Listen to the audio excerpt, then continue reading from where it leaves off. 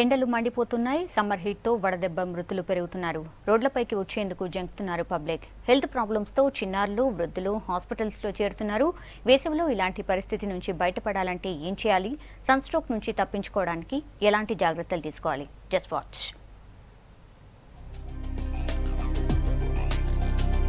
రాష్ట్రంలో మండుతున్న ఎండలకు అల్లాడుతున్నారు జనం. టెంపరేచర్ 40 డిగ్రీలు దాటడంతో ఉదయం 11 నుంచి సాయంత్రం 5 వరకు ఇంట్లో నుంచి కాలు బయట పెట్టాలంటేనే వణికిపోతున్నారు. ఇప్పటికే వడదెబ్బ మరణాల సంఖ్య 70కి చేరింది.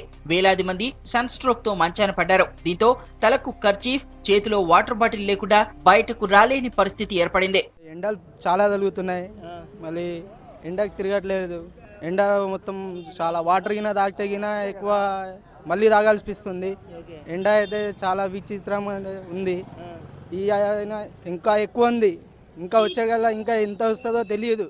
సమ్మర్ హీట్ పై అలర్ట్ గా ఉండాలంటున్నారు డాక్టర్లు. వేసవిలో ఖచ్చితంగా 6 నుంచి 8 లీటర్ల నీరు తాగితేనే హెల్త్ ప్రాబ్లమ్స్ నిరోధించవచ్చంటున్నారు. ఎండ కారణంగా శరీరంలోని సోడియం, పొటాషియం లాంటి లవణాలు బయటికి కోల్పోతున్నందున అంతే స్థాయిలో నీరు తీసుకుంటేనే ఆరోగ్యానికి మంచిదని చెబుతున్నారు. లేదంటే వడదెబ్బతో పాటు కంటి, చర్మ సంబంధ వ్యాధులు వచ్చే ప్రమాదం ఉందని హెచ్చరిస్తున్నారు. ఎండాకాలం వస్తేనే మనందరికీ జాగ్రత్త ఉండాలి. చెమట పడడం వల్ల వచ్చేటివి స్కిన్ సంబంధించిన సమస్యలు.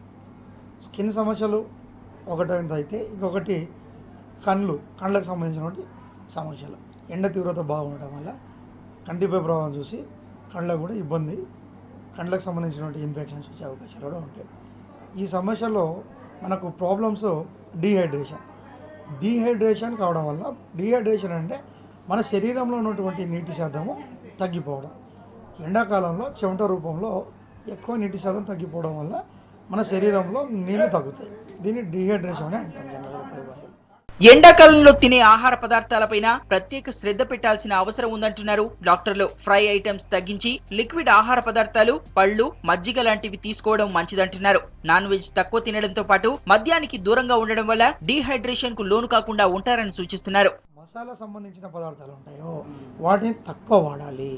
తర్వాత పెద్దవాళ్ళైతే మద్యం సేవించడము, తర్వాత ఏదైతే మటను, చికెన్ అట్లాంటివి తింటూ ఉంటారు చేసిన ఇట్లాంటివి మద్యం సేవించడం తగ్గడం మంచిది.